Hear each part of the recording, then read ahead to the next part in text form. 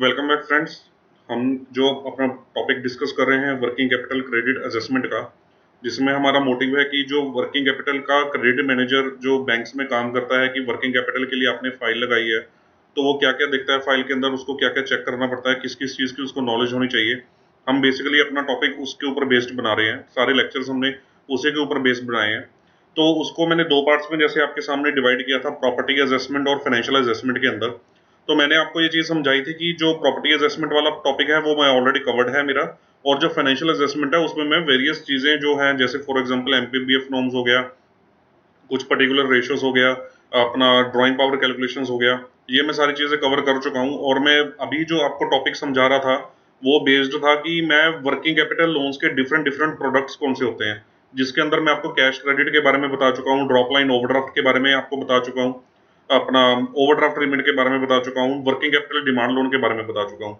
उसके बाद मैंने आपको बोला था कि मैं अब आपको इंटरनेशनल ट्रेड में यानी फॉरेन के जो इम्पोर्ट और एक्सपोर्ट बिजनेस है उसके अंदर बैंक कौन कौन से लोन प्रोडक्ट्स ऑफर करता है वर्किंग कैपिटल के अंदर, उसके बारे में मैं समझाऊंगा। उसमें जैसे लोन्स आते हैं, लेटर ऑफ क्रेडिट आ जाता है, बायर्स क्रेडिट आ जाता है, फॉरेन करेंसी डिमांड लोन आ जाता है, फॉरेन करेंसी टर्म लोन आ जाता है, इस तरह के और लोन्स भी आ जाते हैं। तो जो फॉरेन ट्रेड के साथ रिलेटेड बिजनेसेस हैं, इसके अंदर बैंक बहुत तरह के लोन की फैसिलिटीज देता है अपने क्लाइंट्स को, बोरोवर्स को।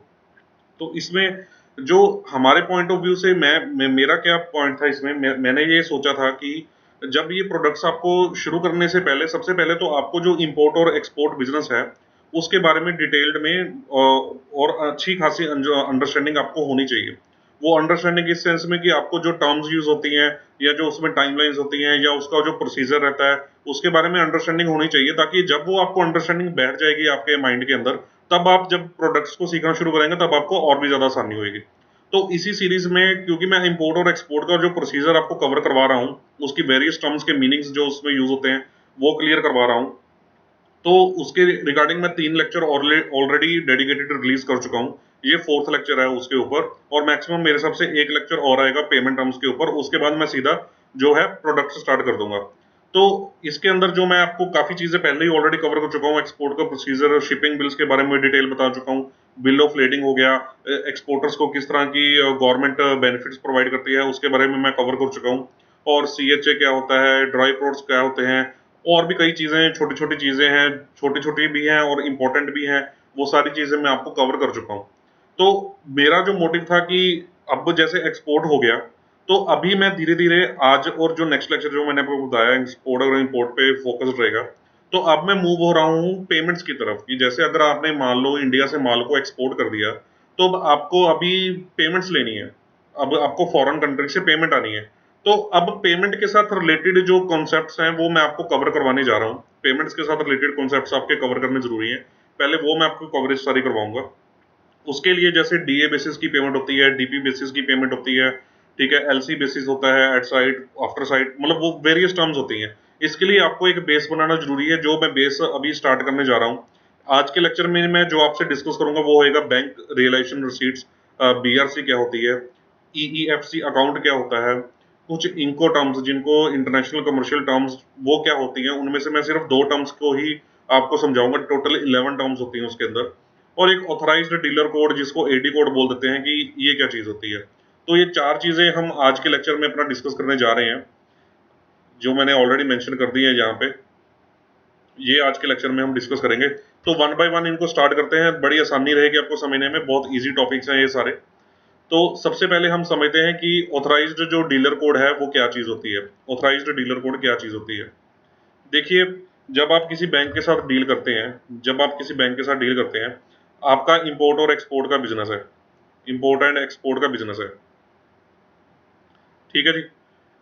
तो अगर आपको फॉर एग्जांपल एक्सपोर्ट करना है, मैं एक्सपोर्ट को लेकर चलता हूँ अपने एग्जांपल में, एक्सपोर्ट करना है, तो जब आपको एक्सपोर्ट की पेमेंट आनी है तो वो आपके बैंक अकाउंट में पेमेंट आनी है, तो वो आपके बैंक अकाउंट में पेमेंट आनी है। तो फॉर एग्जांपल, सब आप जब एक्सपोर्ट बिजनेस शुरू करेंगे तो आप अपना जो भी नियर बाय बैंक होएगा, फॉर एग्जांपल उस बैंक के पास जाके अपना करंट अकाउंट ओपन करवाएंगे, आप उस बैंक के पास जाके अपना करंट अकाउंट ओपन करवाएंगे। तो एक चीज का हमेशा ध्यान रखिए कि हर एक बैंक ऑथराइज्ड नहीं होता फॉरेन एक्सचेंज यानी फॉरेन करेंसी की डीलिंग्स करने के लिए। दोबारा सुनिए, हर एक बैंक ऑथोराइज्ड नहीं होता फॉरेन एक्सचेंज की डीलिंग करने के लिए। आपके पास फॉर एग्जांपल आप एक छोटे से शहर में हैं, फॉर एग्जांपल वहां पे आपके मोहल्ले के पास ही एक नियर बाय ब्रांच है, ठीक है। वो नियर बाय जो आपकी ब्रांच है वो यूजुअली फॉरेन एक्सचेंज का काम करने के लिए ऑथराइज्ड नहीं होगी। वो फॉरेन एक्सचेंज का काम करने के लिए ऑथराइज्ड नहीं होगी। तो आपको ये कैसे पता लगेगा कि वो ऑथराइज्ड है कि नहीं है? आप उनसे पूछिए कि हमें आप अपने बैंक को रिक्वेस्ट कीजिए कि आप हमें अपने लेटर हेड पे एडी कोड प्रोवाइड कीजिए। एडी कोड प्रोवाइड कीजिए। आप अपने बैंक को बोलिए कि भाई अपने लेटर हेड पे हमें एडी कोड प्रोवाइड कीजिए। तो जो एडी कोड होता है वो 14 डिजिट का नंबर होता है। 14 डिजिट का एक यूनिक नंबर होता है, ठीक है जी। ये नंबर क्या है कि जो आरबीआई है वो बैंक्स को अलॉट करता है। आरबीआई बैंक्स को अलॉट करता है ये नंबर। अगर तो उस ब्रांच के पास एडी कोड होएगा तब तो वो आपको लेटर हेड पे वो एडी कोड मेंशन करके दे देंगे, ऑथराइज्ड डीलर कोड मेंशन करके दे देंगे। इसका मतलब क्या हो गया कि वो जो ब्रांच है वो फॉरेन एक्सचेंज का काम करने के लिए ऑथराइज्ड है आरबीआई की तरफ से। अगर उसने नहीं दिया तो आप जिस ब्रांच में अपना अकाउंट खुलवा रहे हैं वो ऑथराइज्ड उस काम के लिए नहीं है, तो कल को आपको सर्विसेज के पॉइंट ऑफ व्यू से वहां से दिक्कत आ सकती है। तो ये 14 डिजिट का नंबर हो गया, तो वो आपको अपने बैंक से पूछना है। वो बैंक आपको अपने लेटर हेड पे बना के देगा। ये बैंक, इसमें कोई दिक्कत वाली बात नहीं है। आपको बैंक को एक रिक्वेस्ट लेटर सबमिट करना है और बैंक आपको ये सबमिट कर देगा। अब सवाल ये आता है कि ये जो एडी कोड है, इसका यूज क्या है? इसका यूज क्या है? देखिए, जब हम एक्सपोर्ट करते हैं तो मैंने आपको समझाया था कि हमने शिपिंग बिल फाइल करना होता है। लास्ट जो 3 लेक्चर्स मैंने डेडिकेटेडली बनाए हैं उनके अंदर मैंने आपको समझाया था कि शिपिंग बिल करना होता है।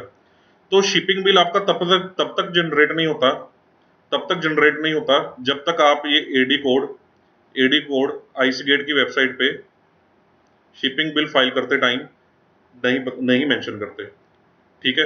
एडी कोड आपको मेंशन करना जरूरी है, तभी जाके आपका जो शिपिंग बिल है वो जनरेट होएगा। तो ये एडी कोड, जैसे मैंने आपको बताया था कि जो आपका सीएचए है, कस्टम हाउस एजेंट है, जो आपका मीडियोकर एजेंट है, वो आपका सारा शिपिंग बिल वगैरह जनरेट करवा के देता है। तो नेचुरली जो आपका सीएचए है, जब वो शिपिंग बिल जनरेट करवाना होएगा तो अब आपसे एडी कोड की लेटर मांगेगा, एडी कोड की लेटर मांगेगा। दूसरी बात ये भी एक चीज का ध्यान रखिए कि जिस बैंक में आपको, जिस ब्रांच में, फॉर ये ब्रांच वाइज हो गया ना एडी कोड कि हर एक ब्रांच के पास अवेलेबल नहीं है बैंक की। तो जिस ब्रांच में आपको एडी कोड वाली ब्रांच जो होती है उसमें कोई फॉरेक्स एक्सपर्ट बंदा बैठा होता है, तो कल को कोई मतलब वो उस ब्रांच में, क्योंकि वो फॉरेन एक्सचेंज के लिए ऑथराइज्ड है, तो बैंक को एक फॉरेक्स एक्सपर्ट वहां पे बिठाना पड़ता है ताकि वो आपको टाइम टू टाइम मदद कर सके, आपकी जो क्वेरीज है उनको रिजॉल्व कर सके। तो जो एडी कोड लेटर बैंक आपको लिख के देगा, ये बैंक आपका शिपिंग बिल तब तक जनरेट नहीं होगा जब तक आप वहां पे एडी कोड मेंशन नहीं करते। एडी कोड ही उस बैंक का यूनिक कोड है जहां पे आपको पेमेंट्स आनी है। सेकेंडली, एडी कोड का यूज कहाँ होता है? जो कस्टम अथॉरिटीज हैं जो आपको एक्सपोर्ट्स के बेनिफिट्स मिलने होते हैं, जैसे ड्यूटी ड्रॉबैक है, या और भी, जैसे मैंने आपको एक्सपोर्ट बेनिफिट्स पिछले लेक्चर्स में क्लियर करवाए थे। जो एक्सपोर्ट के बेनिफिट्स मिलने होते हैं वो डायरेक्टली आपके करंट अकाउंट में क्रेडिट करने होते हैं। ना उसके पैसे, एक्सपोर्ट के जो भी मतलब कैशबैक होते हैं, फॉर एग्जांपल जिनका भी कैश में आपको बेनिफिट मिलना है, ठीक है, वो करंट अकाउंट में क्रेडिट करने होते हैं। तो वो आपके करंट अकाउंट में डायरेक्टली क्रेडिट हो जाएं, इसलिए उनको एडी कोड चाहिए होता है। एडी कोड चाहिए होता है आपकी ब्रांच का या आपके बैंक का जिसमें आपका अकाउंट है, जहां पे आपका अकाउंट है। तो ये ऑथराइज्ड डीलर कोड होता है, ये इसकी इंपॉर्टेंस है। तो ये सिंपल है, 14 डिजिट का नंबर है, आरबीआई देता है बैंक्स को। तो हर एक ब्रांच के पास अवेलेबल नहीं होता। तो आपको क्या ध्यान रखना है कि कोई अकाउंट खुलवाने से पहले आपको ये बैंक से अपने पूछना है कि भाई आपके पास एडी कोड है कि नहीं है। आप अगर है तो आप मेरे को अपने लेटर हेड पे लिख के दे दीजिए, मैं आपको रिक्वेस्ट लेटर सबमिट कर देता हूँ। तो बहुत सिंपल कंसेप्ट हो गया एडी कोड का। चलिए अब आगे बढ़ते हैं। अब हम देखते हैं कि ईईएफसी अकाउंट क्या होता है। ईईएफसी अकाउंट, इसको बोलते हैं exchange earners foreign currency account. देखिए, इसके इसको ये क्या है कि ये एक तरह का करंट अकाउंट ही है। जैसे आपका करंट अकाउंट होता है ना, ये करंट अकाउंट है। बट ये करंट अकाउंट किस में होता है? जैसे आपका तो करंट अकाउंट इंडियन रुपीज में हो गया ना, कि आपने 1000 रुपए रखे हुए हैं, 10,000 रुपए रखे हुए हैं। ये करंट अकाउंट किस में होता है? फॉरेन करेंसी में। ये फॉरेन करेंसी में अकाउंट होता है। अब फॉरेन करेंसी में अकाउंट मतलब ये जैसे अगर आपका डॉलर्स में डीलिंग है तो डॉलर्स का अकाउंट खुल जाएगा, और पाउंड स्टर्लिंग वाला अलग से खुल जाएगा, यूरो वाला अलग से खुल जाएगा, इस तरह से। तो करेंसी वाइज अलग अलग जैसे अकाउंट ओपन हो जाते हैं।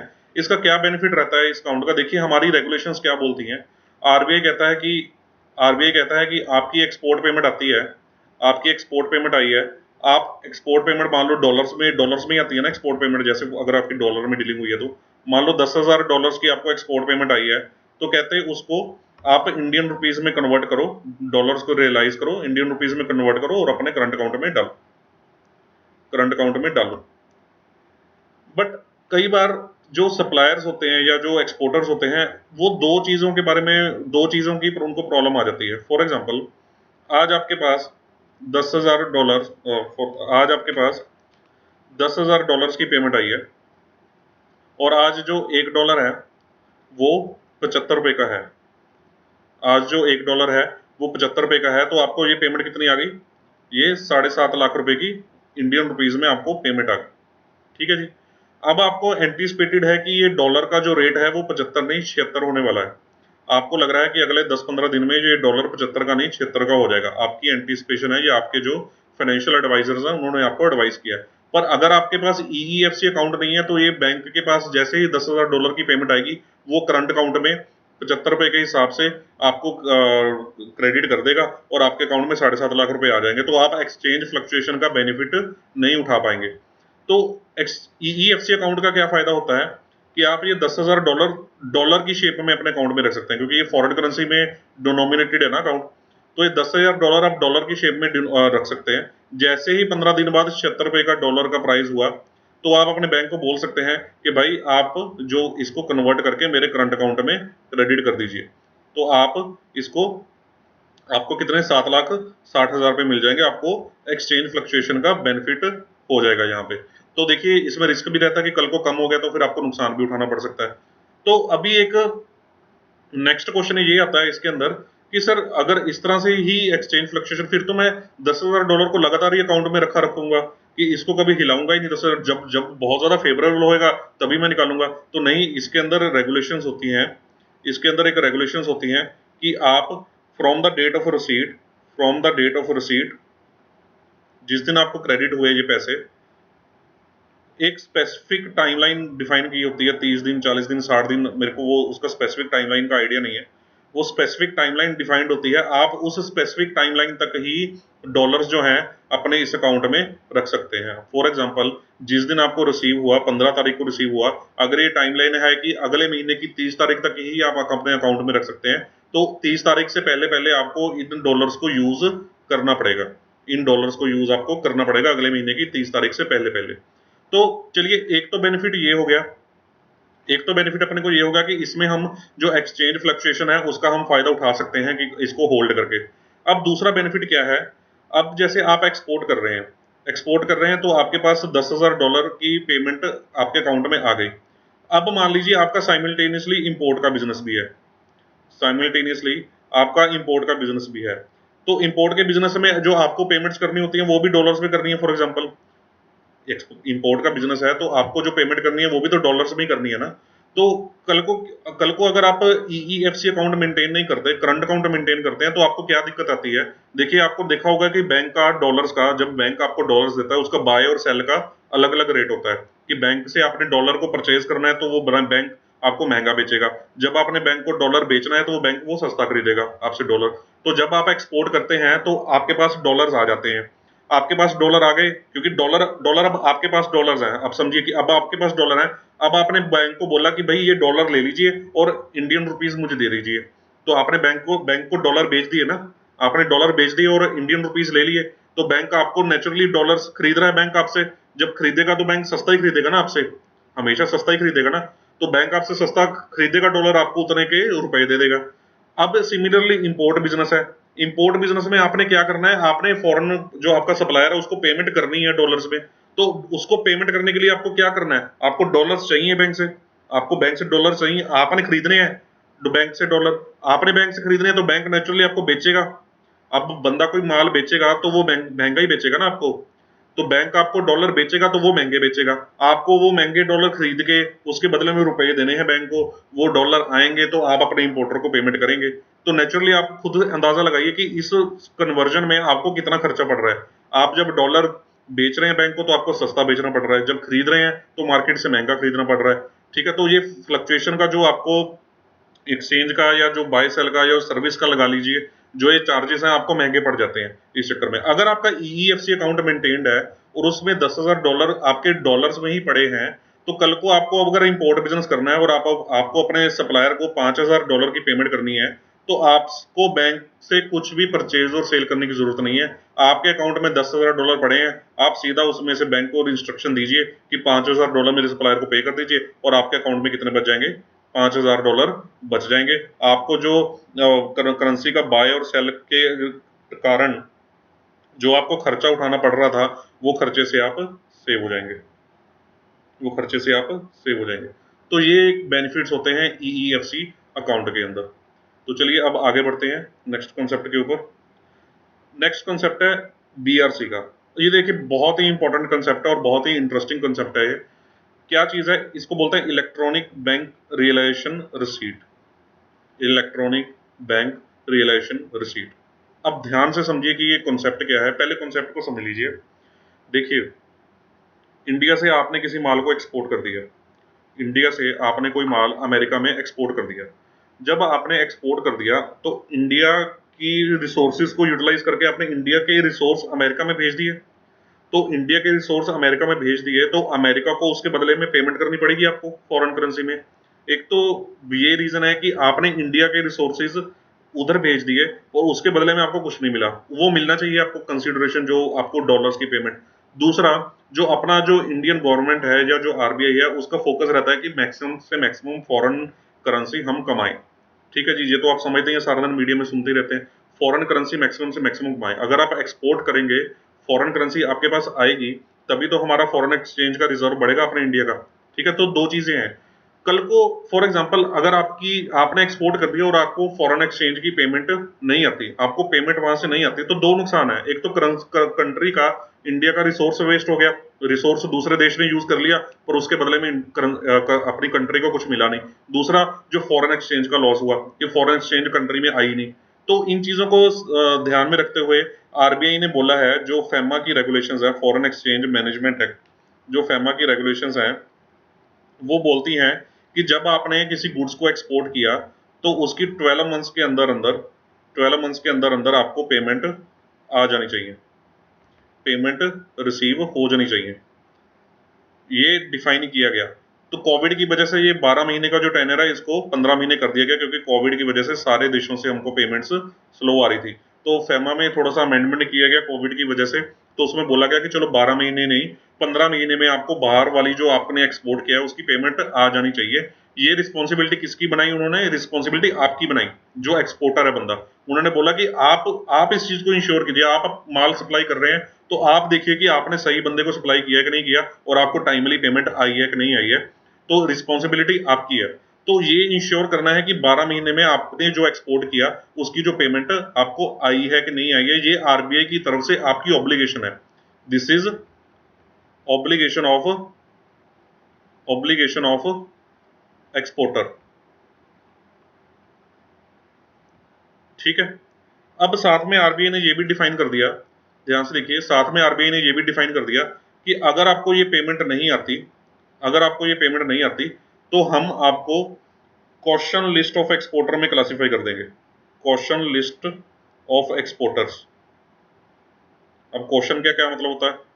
क्वेश्चन का मतलब होता है सावधान रहिए। क्वेश्चन का मतलब सावधान रहिए। अगर जब आपको इस चीज में उन्होंने क्लासिफाई कर दिया आरबीआई ने कि आप क्वेश्चन लिस्ट ऑफ एक्सपोर्टर है, मतलब इस तरह के एक्सपोर्टर से, फॉर एग्जांपल मैं हूं, मैंने एक्सपोर्ट किया, मेरे को पेमेंट नहीं आई, ठीक है, तो आरबीआई ने मेरे को क्वेश्चन लिस्ट में क्लासिफाई कर दिया कि मतलब इस बंदे से सावधान रहिए। सावधान रहिए मतलब जैसे ही ये क्लासिफाई हुआ तो जब भी मैं बैंक से लोन लेने जाऊंगा या जिसके साथ भी मेरे वर्किंग कैपिटल की फाइनेंसिंग फैसिलिटी चल रही है फॉरेन ट्रेड के साथ रिलेटेड, तो जब वो देखेगा कि आरबीआई की क्लासिफिकेशन में मैं क्वेश्चन लिस्ट ऑफ एक्सपोर्टर में क्लासिफाइड हूं, तो वो अवेयर हो जाएगा कि भाई ये बंदा जो है ये गलत काम कुछ कर रहा है, ये एक्सपोर्ट कर रहा है, इसको पेमेंट आ नहीं रही, ये फंसा हुआ बंदा है, इसको लोन हमने नहीं देना, या जो इसको लोन दिया हुआ है वो इससे वापस मंगवा लो। तो क्वेश्चन लिस्ट ऑफ एक्सपोर्टर में आपको क्लासिफाई कर सकते हैं, आपको शो कोज नोटिस इशू कर सकते हैं कि भाई बताइए कि आपकी पेमेंट क्यों नहीं आई। तो इस तरह की चीजें आपको लीगली आपके ऊपर हो सकती हैं। तो खैर सवाल ये होता है कि जो अगर ये चीजें हो गई हैं, फॉर एग्जांपल आपने एक्सपोर्ट कर दी है, तो अब आप इन चीजों से बचने के लिए आरबीआई को प्रूफ क्या दोगे? आरबीआई को क्या प्रूफ दोगे आप कि भाई मेरे को एक्सपोर्ट की पेमेंट आ रही है? तो उसी के ऊपर हमारा ये कंसेप्ट है बैंक रियलाइजेशन रिसीट का। ये बैंक रियलाइजेशन क्या है? बैंक बीआरसी जो होती है, ये प्रूफ होता है कि proof of export payment, proof of export payment कि हमारे एक्सपोर्ट की पेमेंट आ चुकी है, ये एक प्रूफ है। जस्ट एक ये समझ लीजिए आपने एक रसीद इशू कर दी है। रसीद इशू जैसे हम किसी बैंक में कैश जमा करवाने जाते हैं, कैश जमा करवाते हैं तो हमको एक रसीद मिल जाती है कि भाई ये बैंक ने कैश जमा कर लिया, ये स्टैंप लग गई कि भाई ये जमा हो गया, इतना पैसा जमा हो गया, ये हमारे पास प्रूफ हो गया, एक एक्नॉलेजमेंट हो गई काइंड ऑफ। तो बीआरसी भी क्या होती है? एक तरह की एक्नॉलेजमेंट है कि भाई आपकी जो एक्सपोर्ट की पेमेंट्स है वो आ चुकी है। उसके लिए क्या करना पड़ता है? जो आपने माल एक्सपोर्ट किया उसका इनवॉइस, उसका शिपिंग बिल, उसका बिल ऑफ लेडिंग, या बैंक वाइज कोई भी और फॉर्म्स वगैरह हैं, वो फॉर्म्स हो गए, ठीक है। जो पेमेंट्स आई हैं, जिस अकाउंट्स में आई हैं, उन पेमेंट्स के प्रूफ, ठीक है। ये सब आप अपने अपने बैंक को, ऑन बैंक को सबमिट कीजिए। जो भी आपका बैंक है, जहाँ पे भी आपका अकाउंट है, जहाँ पे भी आपकी फैसिलिटीज चल रही हैं, आप उन अपने बैंक से पूछिए कि क्या क्या चाहिए। ये एक स्टैंडर्ड डॉक्यूमेंटेशन है, आप अपने बैंक को ये सब सबमिट कीजिए। बैंक उन चीज़ों को ध्यान से क्रॉस चेक करेगा, बैंक उन चीज़ को ध्यान से क्रॉस चेक करेगा, इंश्योर करेगा कि हाँ भाई ये सब चीज़ें ठीक हैं, जेन्युइन है, ये सब चीज़ें ठीक हैं, जेन्युइन है, और जो आपको एक्सपोर्ट की पेमेंट्स हैं वो वाकई में पेमेंट रिसीव हो चुकी है, पेमेंट रिसीव हो चुकी है, ठीक है। जब ये बैंक इस चीज़ से सेटिस्फाई हो जाएगा, जब बैंक सेटिस्फाई हो जाएगा, तो वो क्या करेगा? सारी की सारी details DGFT, director general of foreign trade, उसकी वेबसाइट पे अपडेट कर देगा। सारी डिटेल्स डीजीएफटी की वेबसाइट पे अपडेट कर देगा। जैसे ही ये सारी चीज़ें अपडेट हो जाएंगी, वहाँ पे रिकन्सिलेशन हो जाएगी, तो अब आपको बीआरसी इशू हो जाएगी, तो अब आपको बीआरसी इशू हो जाएगी। ये बीआरसी आप अपने पास संभाल के अपनी फाइल में रख लेना, संभाल के अपनी फाइल में रख लेना, क्योंकि ये आपका एक प्रूफ है एक्सपोर्ट पेमेंट का कि भाई मेरे को एक्सपोर्ट पेमेंट आ चुकी है। कई बार गवर्नमेंट के कुछ एक्सपोर्ट बेनिफिट्स जो होते हैं वो इस चीज़ के ऊपर बेस्ड होते हैं कि आपको जो एक्सपोर्ट की है उसकी पेमेंट आपको रिसीव हो गई हो, तो वो प्रूफ क्या देंगे आपकी कि मेरे को एक्सपोर्ट की पेमेंट रिसीव हो गई है? तो BRC is the best proof कि आपको वो एक्सपोर्ट की पेमेंट हो चुकी है। तो ये कंसेप्ट है बीआरसी का, राइट। तो जो आज का हमारा लास्ट टॉपिक है इंको टर्म्स, इसके ऊपर बढ़ते हैं आगे। इंको टर्म्स के ऊपर, इंको टर्म्स क्या होती हैं? इंटरनेशनल कमर्शियल टर्म्स होती हैं। इनको किसने बनाया? इसको बनाया आईसीसी ने। ICC means international chamber of commerce, international chamber of commerce. ये अराउंड 1936 1937 के अराउंड बनाया था, मेरे को एग्जैक्ट ईयर याद नहीं है। ये हमेशा अपडेट होती रहती है, और अभी इनका लेटेस्ट 2020 वाला वर्जन चल रहा है, 2020 वाला वर्जन चल रहा है। इसके अंदर टोटल 11 टर्म्स डिफाइंड है, 11 टर्म्स डिफाइंड है, ठीक है। तो उसके अंदर जो हम 11 टर्म्स हैं, उसके अंदर जो हम डिस्कस करने जा रहे हैं, हम दो ही मेन टर्म्स डिस्कस करने जा रहे हैं, जिसको बोलते हैं एफओबी और एक CIF. FOB and CIF. Concept मैं आपको समझाता हूँ कि ये कॉन्सेप्ट है क्या, एफओबी एंड सीआईएफ। एफओबी का क्या मीनिंग होता है? एफओबी का मीनिंग होता है फ्री ऑन बोर्ड। सीआईएफ का क्या मीनिंग होता है? Cost, insurance, freight. Cost, insurance, freight. इसका है फ्री ऑन बोर्ड, ठीक है। देखिए अब ये कॉन्सेप्ट क्या है, अब आप देखिए एक चीज पॉइंट को समझिए कि एक्सपोर्ट और इंपोर्ट का हम बिजनेस कर रहे हैं। एक्सपोर्ट और इंपोर्ट का बिजनेस जो हम कर रहे हैं, उसके अंदर जो एक्सपोर्टर ने अपना इंपोर्टर को, जैसे आप एक्सपोर्टर हैं इंडिया के अंदर, जो आपका इंपोर्टर है वो अमेरिका के अंदर है, उसको जो माल सप्लाई किया है, उसको जो माल सप्लाई किया है, उसके अंदर जो उनकी एग्रीमेंट है, आपस में जो टर्म्स एंड कंडीशंस हैं कि भाई क्या प्राइसिंग रखनी है। देखिए एक्सपोर्टर कभी अपना कॉस्ट और प्रॉफिट तो कभी भी नहीं छोड़ेगा, चाहे मर्जी वो जो मर्जी वो टर्म्स रख ले, ठीक है। वो आपस में टर्म्स को, अपने रूल्स एंड रिस्पॉन्सिबिलिटीज को आपस में फाइनलाइज करते हैं कि आपस में किसकी क्या क्या रिस्पॉन्सिबिलिटी है। तो जो वो रिस्पॉन्सिबिलिटी फाइनल करते हैं वो क्या फाइनल करते हैं, फॉर एग्जाम्पल कि एक्सपोर्टर है और वो मेरा अमेरिका में इंपोर्टर बैठा है, तो हमने आपस में फाइनल कर लिया कि भाई मेरी जिम्मेवारी यानी कि एक्सपोर्टर की जिम्मेवारी है कि मैं शिप तक माल लोड करवा दूं और उसके बाद जो भी सारा कुछ देखेगा वो इंपोर्टर देखेगा। या हम ये डिसाइड कर सकते हैं कि मैंने माल बना के देना है, मेरी फैक्ट्री से पिकअप करवाने से लेके वहां की अपने प्रेमिसेस तक अमेरिका में बुलवाने तक जो भी रिस्पॉन्सिबिलिटी है वो इंपोर्टर की है।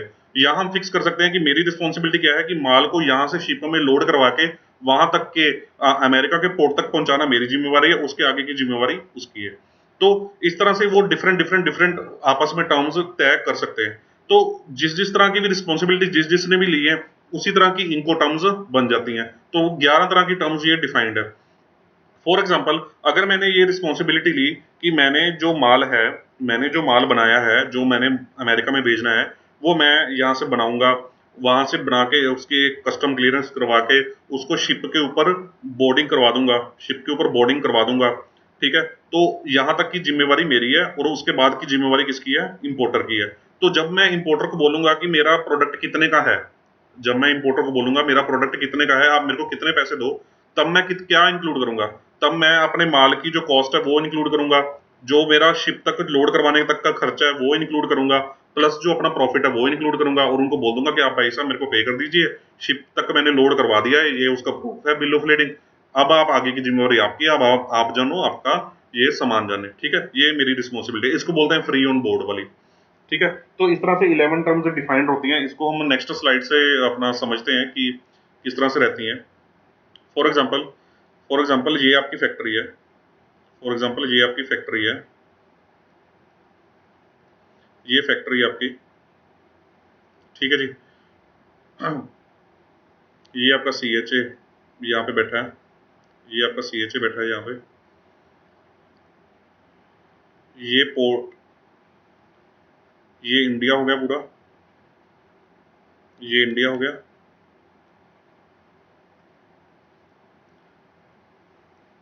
ये C आ गया। ठीक है जी, ये अमेरिका आ गया, राइट। तो यहाँ पे ये ये पोर्ट एरिया आ गया, यहाँ पे आपकी शिप है, ये आपकी शिप है, ये टर्मिनल है जहाँ पे माल लोड अनलोड वगैरह हो रहा है, यहाँ पे कस्टम अथॉरिटीज़ हैं, कस्टम अथॉरिटीज़ हैं यहाँ पे, राइट। तो अब क्या है, अब आपको अमेरिका से ऑर्डर आ गया कि आपको अमेरिका में माल पहुँचाना है। ठीक है जी, तो आपने माल को मैन्युफैक्चर कर लिया, आपने माल को मैन्युफैक्चर कर लिया, मैन्युफैक्चर करके उसको पैकिंग कर ली, उसकी मैन्युफैक्चर करके उसको पैकिंग कर लिया।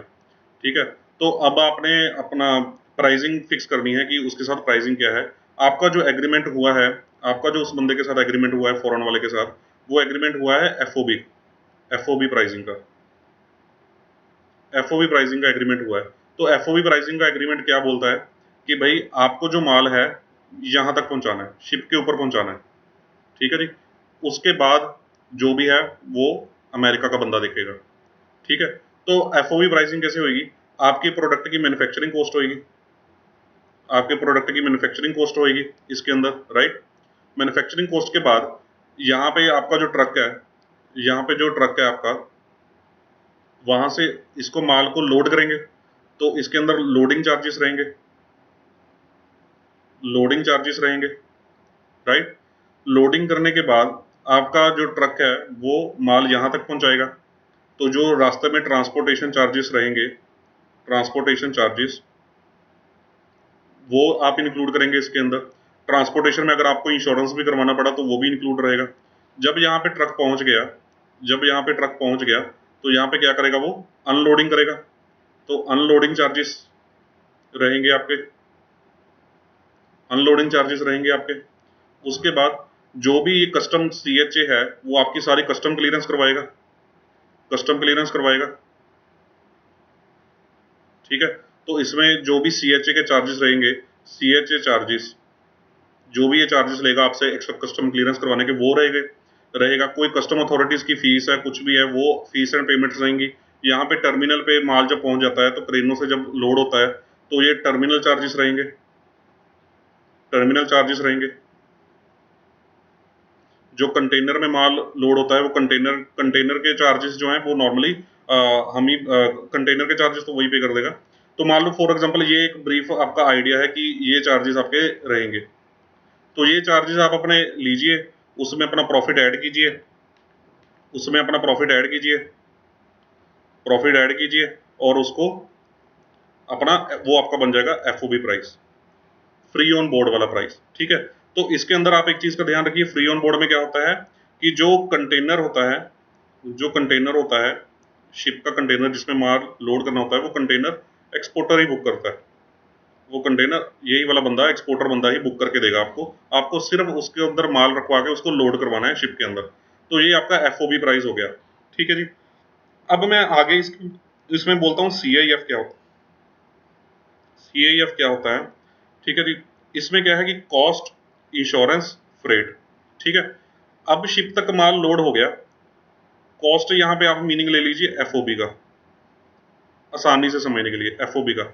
इंश्योरेंस हो गया कि जो शिप यहाँ तक पहुंचेगी इसका जो मरीन इंश्योरेंस है, मरीन इंश्योरेंस है, इंश्योरेंस का खर्चा हो गया।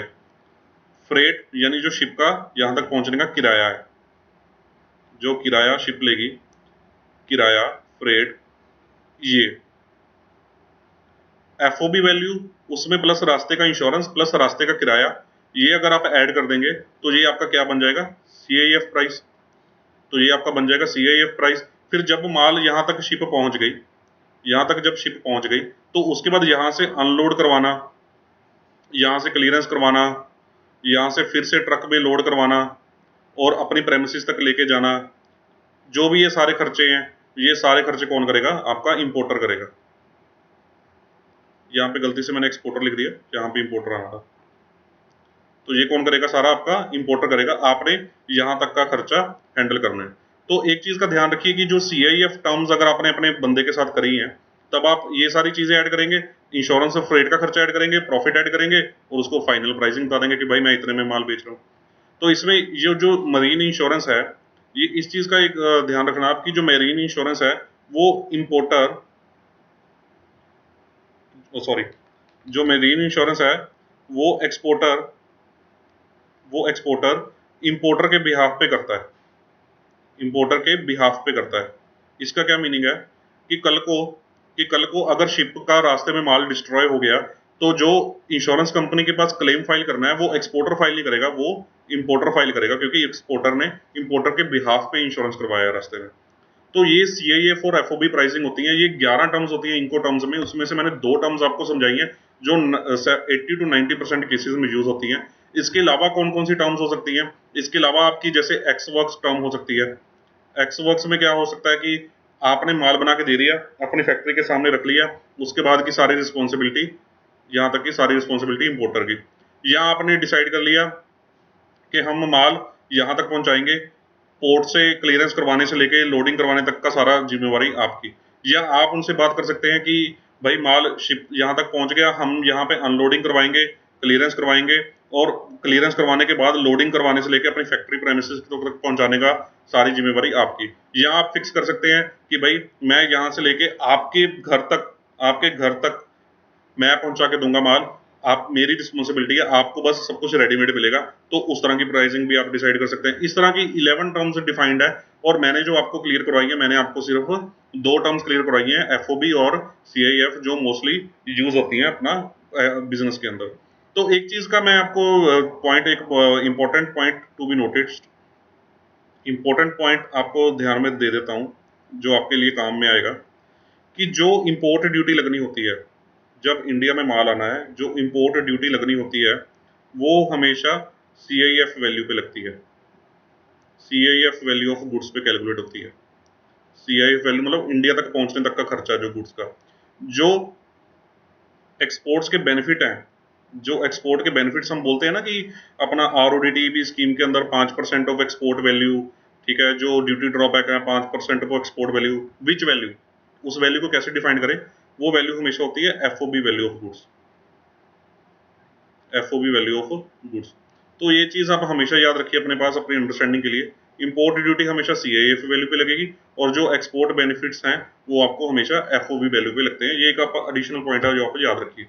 अब ये आज का टॉपिक हमारा कंप्लीट हो गया। अब नेक्स्ट लेक्चर में हम जो डिस्कस करेंगे वो हम डिस्कस करेंगे अपनी एक्सपोर्ट पेमेंट्स के बारे में। इसके अंदर अब नेक्स्ट लेक्चर में आपको पहले जो एलसी का कॉन्सेप्ट है, लेटर ऑफ क्रेडिट का, वो मैं आपको कॉन्सेप्ट क्लियर करवाऊंगा नेक्स्ट लेक्चर में।